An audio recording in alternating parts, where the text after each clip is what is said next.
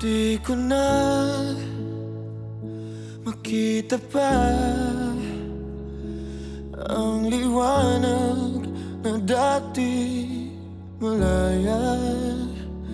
Patuloy lang sa paglakad ang aking mga paa, panatag na kailan may di ako mag-isa.